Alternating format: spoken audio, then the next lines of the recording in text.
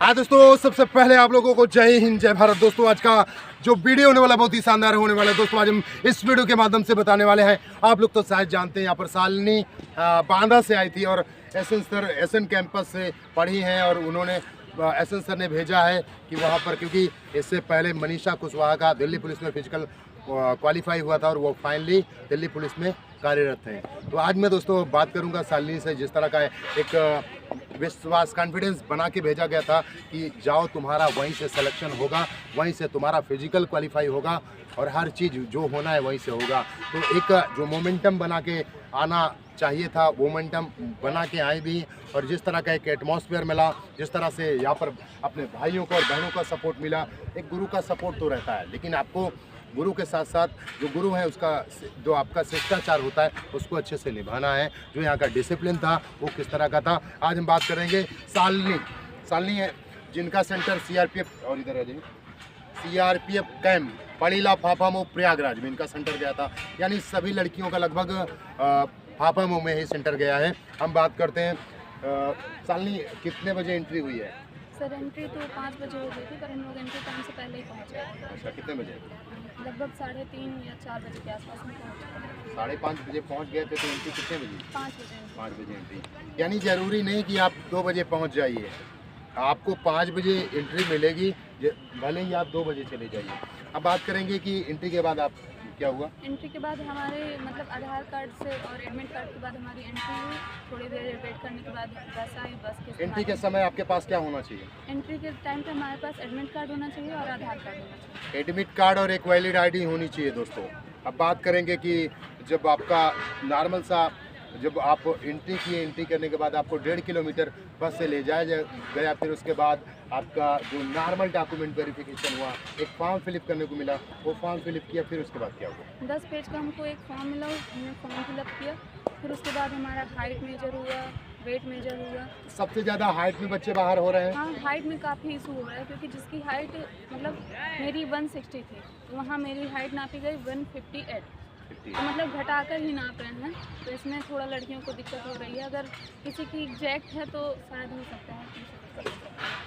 तो ये और वेट में वेट में कोई इशू नहीं था। अंडर वेट का शायद 40 kg से ऊपर है तो उसको ले रहे हैं।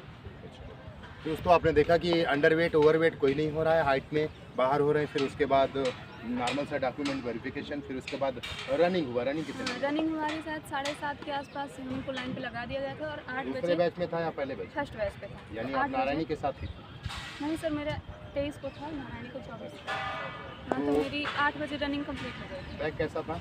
ट्रैक तो सर ऐसे ही रोड पे था। अपने बहनों को बताने का क्या प्रयास करेंगे कि उनके मन में सवाल रहता है कि ट्रैक कैसा है, दीदी कैसे दौड़ना है, या सर कैसे दौड़ना है, तो बताओगी? हाँ, तो 800 मीटर हमें जाना है और 800 वापस आना है। तो स्टार्टिंग में तो नॉर्मल जितना रनिंग कर रहे हैं उतना करो, और लास्ट में जितना आप खींच सकते। टोकन कितना मिल रहा है? एक टोकन मिल रहा है। तो दोस्तों आपने देखा लगातार दौड़ते हुए जाना है और टोकन मिला वो वापस दौड़ कर आना है। दोस्तों आपने देखा कि टोकन आपको लेना है, 800 मीटर आना, 800 मीटर जाना, थोड़ा सा यू शेप का ग्राउंड भी है। और अब बात करेंगे रनिंग के बाद। इनका रनिंग 9 बजे तक कंप्लीट सभी लोगों का हो जाता है। फिर उसके बाद डॉक्यूमेंट वेरिफिकेशन होता है। डॉक्यूमेंट वेरिफिकेशन में क्या क्या चीज़ें चाहिए? डॉक्यूमेंट में तो आपका सबसे डोमिसाइल निवास बहुत ज़रूरी है और आधार कार्ड ज़रूरी है। हाई स्कूल का जो भी आपने अपना एजुकेशन के बारे में डाला होगा, हायर एजुकेशन, वो डॉक्यूमेंट लग रहा है। और मान लीजिए आपके पास डोमिसाइल नहीं है तो उसके लिए टाइम दे रहे हैं। हम लोग के बैच में एक लड़की थी जिसका डोमिसाइल साथ छूट गया था, तो उसको शायद टाइम दिया और 2-3 दिन बाद वो बुलाया। टीम कैसी है? टीम तो अच्छी है, सपोर्टिव। अब बात करेंगे दोस्तों मेडिकल की, क्योंकि 3 बजे या 4 बजे के बीच आपका मेडिकल हो रहा है। पहले दिन में 3 ही यूरिन, ब्लड और एक्सरे हो रहा है। तो क्या 3 बजे ही हुआ? नहीं सर, हम लोग का शायद 4 बजे के लगभग मेडिकल स्टार्ट हुआ था। पहले यूरिन हुआ, ब्लड हुआ, उसके बाद एक्सरे हुआ, उसकी रिपोर्ट कल आई। अच्छा, दूसरे दिन यानी 2 दिन में रिजल्ट दिया जा रहा है मेडिकल का।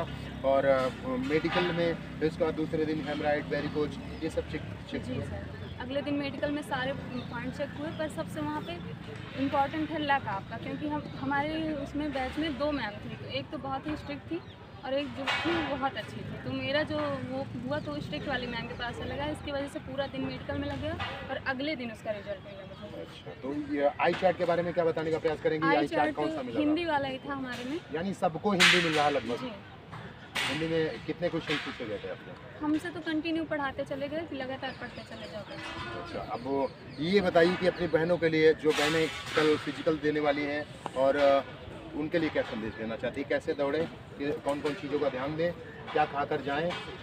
खाने पीने का तो यहाँ एकेडमी आई है, आपको सर बहुत अच्छे से बताएंगे कि आपको क्या खाना है, क्या डाइट लेना है, क्या आप अच्छा कर सकते हैं। और बाकी सबसे मेन है जो कि कॉन्फिडेंस, आपको डरना बिल्कुल नहीं है। बस लगातार आप ये सोचिए कि मैं अगर ग्राउंड पे कर पा रहा हूँ तो मैं यहाँ भी कर लूँगा। और फिर वो तो ऐसी स्टेज होती है कि मतलब करो या मरो। अगर हम अच्छा, अच्छा कर ये बताने का सालनी प्रयास करेंगी कि जब बांदा से आप आई, एसएसए ने भेजा, एक विश्वास था, तो जब आप आई तो नवाब सर के साथ भी एक विश्वास बनाना पड़ा। और सबसे पहले तो मैं अपने दोनों टीचरों का बहुत बहुत आभार दिल से करना चाहूँगी, क्योंकि मैं अगर यहाँ पर खड़ी हूँ तो अपने दोनों टीचरों की वजह से खड़ी हूँ। और मैं बताना चाहूँगी कि मैं पहले इससे एकेडमी आने के पहले मैं अपने घर पे कर रही थी, क्योंकि मेरी फाइनेंशियली कंडीशन जो थी वो ज़्यादा अच्छी नहीं थी। तो मुझे लग रहा था कि इतने बड़े शहर में आना, प्रयागराज, यहाँ हॉस्टल की फ़ीस, एकेडमी की फ़ीस और बाहरी खर्च बहुत ज़्यादा हो पा रहा था। और मेरे घर का जो खर्च है वो मेरी मम्मी चलाती है, तो मुझे लग रहा था कि नहीं, मैं खुद से कर सकती हूँ। पर लास्ट टाइम जब 20 से 25 दिन बचे तो मुझे लगा कि शायद मेरा टाइम मैनेज नहीं हो पा रहा। तो मैंने अपने सर से, नीरज सर से बताया। मैंने बोला कि सर ऐसा है, तो उन्होंने बोला कि बेटा दिक्कत मत लो, किसी भी प्रकार की अगर तुम्हें समस्या है तो हम सपोर्ट करेंगे। तो उन्होंने ही मुझे फोर्स करके एकेडमी भेजा। और एकेडमी आने के बाद मैं आपसे, नवाब सर से, कोच से मिली, तो यहाँ का माहौल मुझे बहुत अच्छा लगा। पर स्टार्टिंग मुझे लग रहा था कि बहुत ज़्यादा मेहनत कराई जा रही है, पर नहीं, यहाँ बहुत अच्छे तरीके से, बहुत प्रॉपर तरीके से कराया। सबसे पहले आपको स्ट्रेचिंग कराई जा रही है, वार्म अप कराया जा रहा है, वर्कआउट हर दिन चेंज होता है बहुत अच्छे तरीके से। और फिर डिसिप्लिन के बारे में डिसिप्लिन तो सर बहुत ही अच्छा है। अगर आप, हमें लगता है कि हम भीड़ में कर रहे हैं, साथ में ग्रुप में, तो हमें नहीं देखा जाएगा कि हम गलत कर रहे हैं या सही कर रहे हैं। पर हर बच्चे के प्रति सर के मतलब बहुत अच्छे से पॉइंट करते हैं। अगर हम गलत मूवमेंट कर रहे हैं तो हमें बताते हैं कि नहीं, ऐसे नहीं चलेगा। तो डिसिप्लिन तो बहुत अच्छा है। तो उन बहनों के लिए क्या बोलना चाहती है जो 2025 में आने वाली हैं? तो मैं तो कहना चाहूँगी कि अगर आपको लग रहा है कि आप खुद से कर सकते हैं, पर मैं सोचती हूँ कि जैसे हमें पढ़ाई में एक कंप्यूटर की ज़रूरत होती है, वैसे हमें रनिंग में भी कंप्यूटर की ज़रूरत होती है। क्योंकि मैं जब गांव पे कर रही थी तो मैं अकेले कर रही थी, इसकी वजह से मेरा टाइम मैनेज नहीं हो। पर जब मैं ग्रुप यहाँ एकेडमी में आई, तो जब हमने ग्रुप में रनिंग की तो उसके बाद मुझे रिजल्ट बहुत अच्छा मिला। और अपने भाई और बहनों के बारे में क्या जानना चाहते हैं? भाई बहन तो यहाँ पे सब बहुत सपोर्टिव है, बहुत अच्छा, मतलब बिल्कुल फैमिली मेम्बर जैसे हम लोग सब साथ में रनिंग करते हैं, बहुत अच्छा लगता है। तो दोस्तों, आपने देखा किस तरह का एक मोमेंटम रहा है। मैं ये चाहता हूँ कि आप लोगों का, ये जितने भी चेहरे हमारे पीछे खड़े हुए हैं, ये भी चेहरे एक दिन यहाँ पर आएँ और अपने साथ, अपने कंधे पे ये भारत का जो भार है, क्योंकि आप भारत के जो शेर हैं, जाबाज शेर हैं, तो वहाँ पे अपने कर्तव्यों का निर्वहन करेंगे।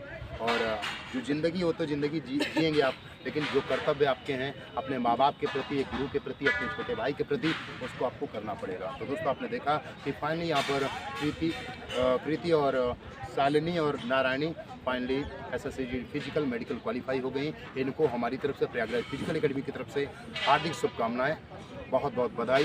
तब तक ले चलता हूँ, अगले वीडियो के साथ फिर मुलाकात होगी। तब तक ले love you all, take care, जय हिंद।